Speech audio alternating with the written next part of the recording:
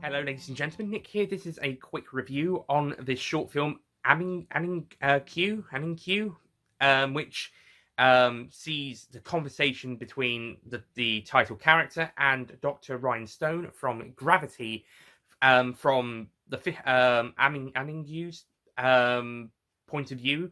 As in the film, we see it from Ryan Stone's point of view. However, this short sees Aningaaq, a Greenland fisherman, talking to her as seen in the film, but from his point of view, and we get to there's some good subtitles showing what he's saying and what he's talking about, and we get a bit of insight into what he's talking about, such as about his dogs. Okay, this short film, there isn't a huge amount to it, but the little that there is, it's good. I like it. I thought it was a good short film, some great visuals.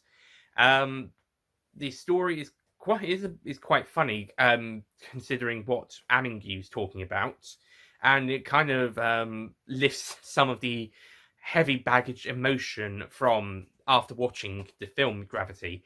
As Aningaaq's basically just talking about his dogs, and he's not really understanding what Dr. Ryan Stone's saying over them recording, but it's still fun to watch and still got some good moments, and it's nice seeing this character get his own point of view.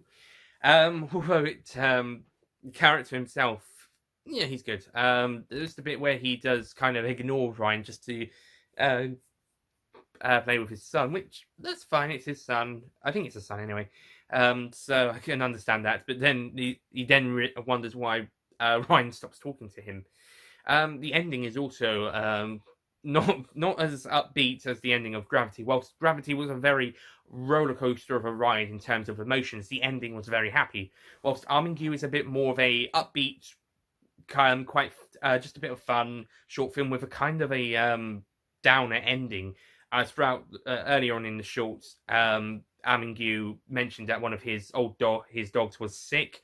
He should put her down at some point, but he can't be asked to. He still clinging onto her, which sort of ties into Ryan's story in Gravity, the film.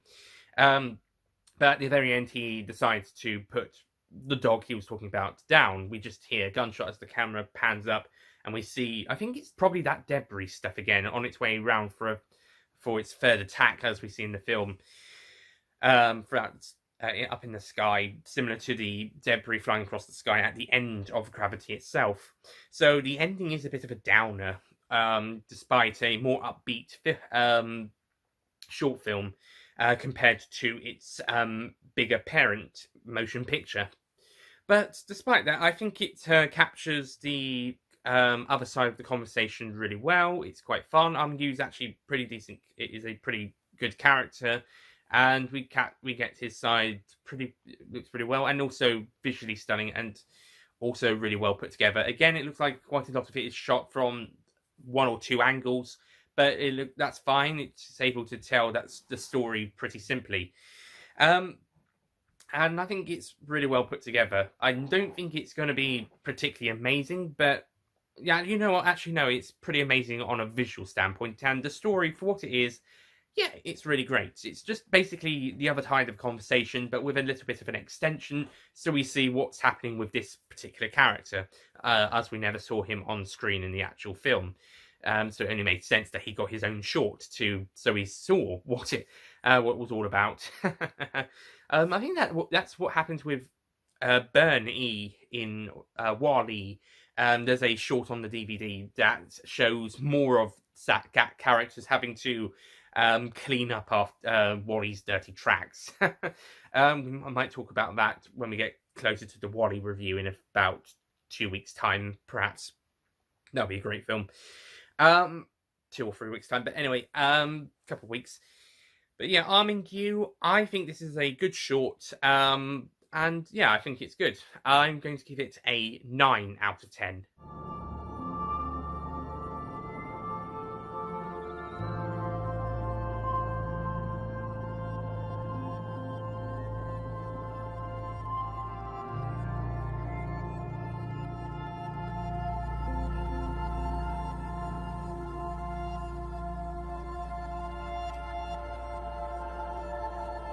Yeah, I think the ending's a bit of a downer. That's my only issue. The ending's is a bit of a downer. I know why it's there. It ties in with the story, but it's a bit of a downer, especially after a more upbeat short film and after watching Gravity. Because I watched this after Gravity.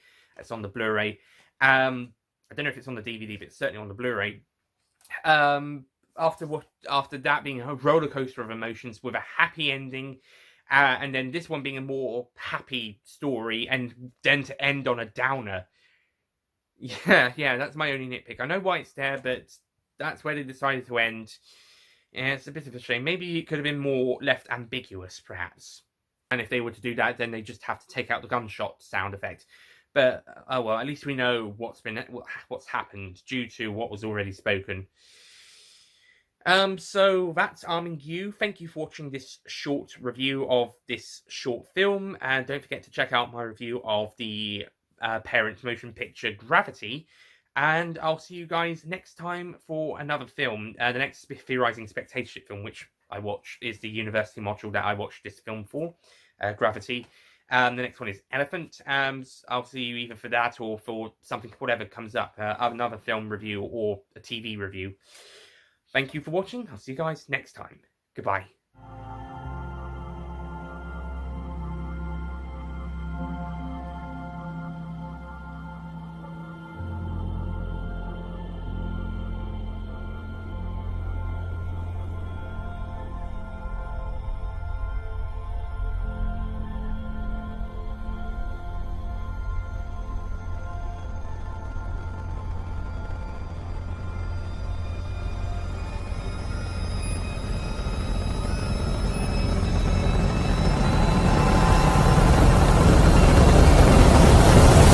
Don't forget to click below to subscribe to the official Nicholas Payne Retro YouTube channel.